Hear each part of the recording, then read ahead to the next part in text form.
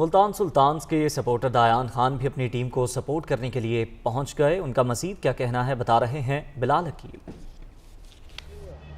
जी बिल्कुल, Pakistan super league 7 में आज इस्लामाबाद यूनाइटेड और मुल्तान सुल्तान्स की टीमें मद्दे मुकाबिल हैं और कोयटा ग्लैडिएटर्स भी जो कि पिछला मैच जीत चुकी है और इस्लामाबाद और कोयटा के पॉइंट्स जो हैं वो बराबर हैं, जबकि मुल्तान सुल्तान्स पहले ही पॉइंट्स टेबल पर राज कर रही है। हमारे साथ इस वक्त मौजूद हैं मुल्तान सुल्तान्स के सपोर्टर दयान खान, जो कि हर मैच में मुल्तान सुल्तान्स अपनी टीम को सपोर्ट करने आते हैं।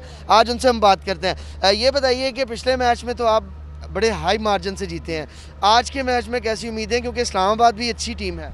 इस्लामाबाद से अब क्या उम्मीद हो सकती है, 2 दफ़ा PSL जीती है हिस्ट्री में, तो आज इस दफ़ा होने मुझे लग रहा है कि मुल्तान फिर से जीतेगी, क्योंकि इंशाल्लाह जीतेगी।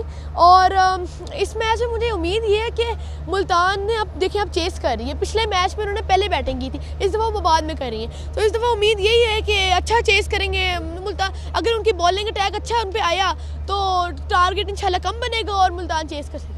ये भी बताइए कि ड्यू फैक्टर कितना इंपॉर्टेंट हो सकता है आज, क्योंकि ड्यू फैक्टर सेकंड इनिंग में बड़ा अहम रखता है। बॉलर्स को भी मुश्किलात होती है, खासतौर पे बैट्समैन को भी होती है। आजकल हर बंदे इसके बारे में बात कर रहे हैं। मुझे लगता है कि अगर आपकी परफॉर्मेंस ज़्यादा अच्छी हुई ना तो ये ड्यू फैक्टर कुछ नहीं कर सकते। और दूसरा ये बताइए कि आज किस खिलाड़ी से उम्मीदें हैं बॉलिंग में और बैटिंग में? आज जैसे पिछले मैच में खुशदिल शाह और इमरान ताहिर और मोहम्मद रिजवान तो एज यूजुअल ऐसे ही।